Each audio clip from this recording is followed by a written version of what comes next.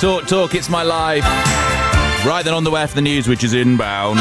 3 o'clock rock, Mark, Deborah and Ricky kicking it off. Ricky! There is one rock, nay, metal classic in there. What is it? Well, you'll have to wait to find out. This is Radio 2 on the BBC Sounds app, on your smart speaker and on 88 to 91 FM.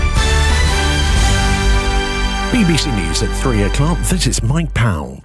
The Northern Ireland Assembly has failed to elect a new Speaker, a necessary first step to restarting devolved government. The parties were given a midnight deadline to agree or face the prospect of another election. The DUP had refused to cooperate in protest at the post-Brexit trading arrangements for Northern Ireland. Its leader is Sir Geoffrey Donaldson. We do not believe that sufficient progress has been made to addressing the issues of concern to the people that we represent. We were given a clear mandate in the Assembly elections that we would not nominate ministers to an executive until decisive action is taken on the protocol. The proportion of crimes in England and Wales that result in a suspect being charged has fallen to just over 5%, the lowest level on record.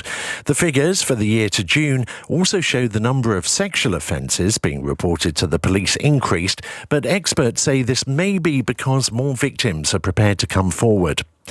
A woman has been found guilty of murdering her friend in order to inherit her estate.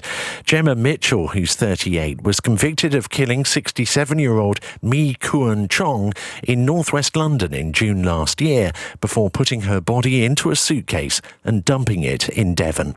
Our reporter Anjana Gadgil is outside the Old Bailey. There was no forensic evidence linking Miss Mitchell to the crime. All the evidence was circumstantial.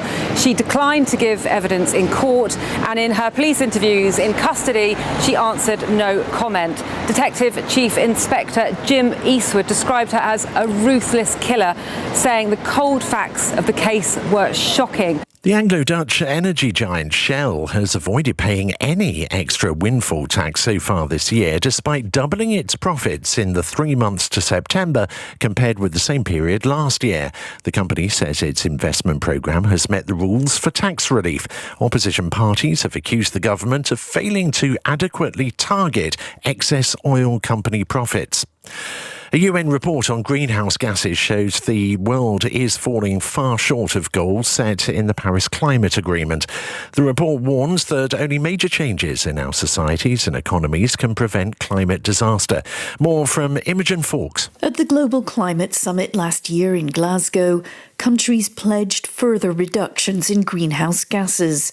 But today's UN report suggests they would reduce emissions by less than 1%, leaving the world on track for a temperature rise of up to 2.6 degrees centigrade this century, with all the consequences of extreme heat, floods and drought that could bring. The publishers of Prince Harry's much-anticipated memoir have announced it will be called Spare when it hits the shelves in January.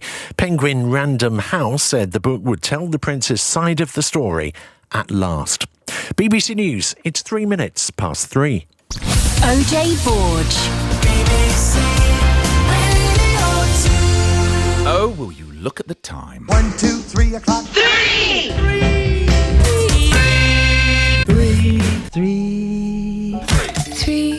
3 o'clock, 3 o'clock, 3 o'clock. Hi, my name is Ricky Manson. I'm from Newmarket. This is the 3 o'clock rock, and my first choice of music is The Cult and She Sells Sanctuary.